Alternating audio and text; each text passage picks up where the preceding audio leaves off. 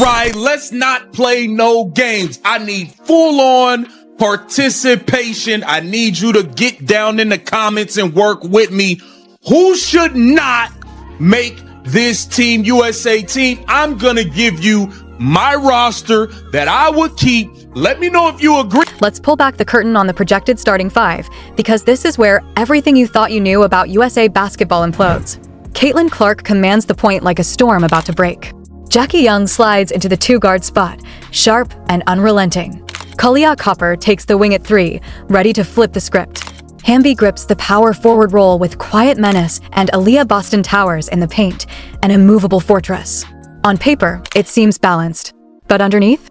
It's a quiet revolution. For decades, USA basketball worshiped tradition, loyalty, tenure, experience. Veterans who had endured Olympic pressure, the World Cup grind, and every brutal nuance of international officiating were untouchable. The system rewarded those who had paid their dues, who knew every hidden corner of the playbook, every rhythm, every expectation. Continuity was sacred. Momentum was secondary. This starting five tears that rulebook in half.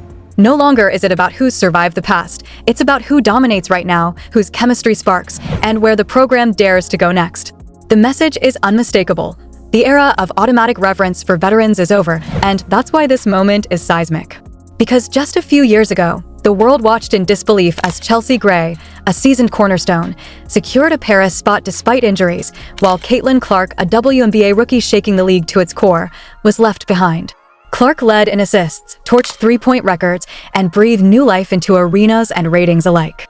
Yet when the Olympics arrived, she was watching from home. USA basketball's logic was cold, precise. Trust the veteran who knows the system. But to the outside world, it looked antiquated, even stubborn. Now, with this projected lineup, the league is finally confronting that tension head-on and choosing evolution over tradition. A quiet rebellion is underway, and nothing will ever look the same. The GOAT, Caitlin Clark, should be the starting point guard for Team USA. Duh, the best thing that ever did it. Caitlin Clark starting at point guard. Jackie Young should be starting at shooting guard. That is what I believe it should be. That should be the starting backcourt right there. We move on to the wing position. I got Kalia Copper starting at Caitlin Clark, Jackie Young, Paige Buchers, Kelsey Plum. For names that together could ignite a storm, and that's exactly what they're poised to do. Make no mistake, for some fans, this lineup will feel uncomfortable, even shocking. But behind the headlines, the logic is undeniable. Start with Clark. Rookie? Yes. But in her first season, she didn't just play, she commanded.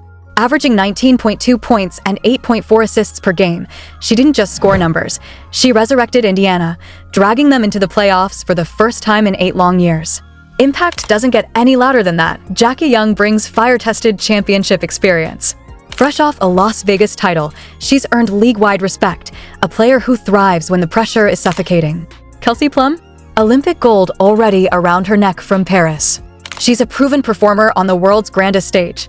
And Paige Buchers. Despite injuries that stole much of her season, she returned like a force of nature, reminding everyone why she's one of the most naturally gifted scorers in the game today. This quartet isn't just talent, it's a fusion of creation, precision, and battle-hardened experience. But here's where the tension cuts deep. Chelsea Gray, the finals MVP, the veteran everyone assumed was untouchable, isn't in this rotation. She's been a bedrock of USA basketball, a player who thrives when the lights are hottest. To leave her out? To some, it's unthinkable, yet the numbers tell a different story. Gray turned 32 this past October. Foot and leg injuries plagued her all season. She played just 26 games in 2024, averaging 10.3 points and 4.4 assists. Solid, yes, but no longer elite. For USA basketball, this is more than a tough call. It's a pivot from reverence to reality, a daring acknowledgement that the backcourt is evolving. And legacy alone cannot dictate the future. I have Kelsey Plum coming off the bench. Obviously, Kelsey Plum should make this team. I think the backcourt is set between Caitlin Clark, Jackie Young, Paige Buchers, and Kelsey Plum. You got all you need at the guard spot. You really you really don't need no more guards after that, for real. You need wings and bigs. You don't really need no more guards after those four. Angel Reese claims the final roster spot, and make no mistake, this is as ruthless as it is logical. As a rookie, she didn't just show up, she annihilated expectations, averaging 13.6 points and 13.1 rebounds per game, shattering the WNBA record with 15 consecutive double-doubles. Her energy is unstoppable. Her presence is seismic. She changes the game with sheer physicality. But here's the truth, she's not a primary scorer. She's not the playmaker calling the shots. When Chicago forced her into too much offensive responsibility, the stats told the story: 39.1% shooting, a usage rate stretched far beyond what her skill set could sustain. On Team USA, that pressure vanishes. Surrounded by elite creators, Reese doesn't have to reinvent herself. She rebounds. She defends. She ignites the energy. That's it. And in that role, she dominates. Off the bench at 4 or 5, she becomes a weapon, but the intrigue doesn't stop there. Cameron Brink, Rakia Jackson, Kiki Arafin, each of them ready to strike off the pine. One final spot remains, a decision that will send shockwaves. Who misses out? Janie Greer, Brittany Gurrier, Veronica Burton, and suddenly, this isn't just about individual omissions. This is a generational shift, a program daring to prioritize the future over comfort, the new wave over the old guard, tradition-dictated veterans. Experience mattered more than flash. The world was different.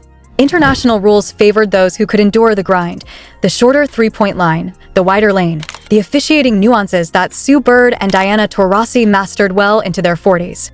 Paris revealed a harsh truth: the global game is catching up. Gold was won, but not easily. Australia pushed them. France nearly broke through. The new reality demands athleticism, shooting, and peak form, not just legacy. Reese is perfect in this new era. She isn't a star go-to player. Her role is simple: rebound, defend, energize. Nothing more, nothing less.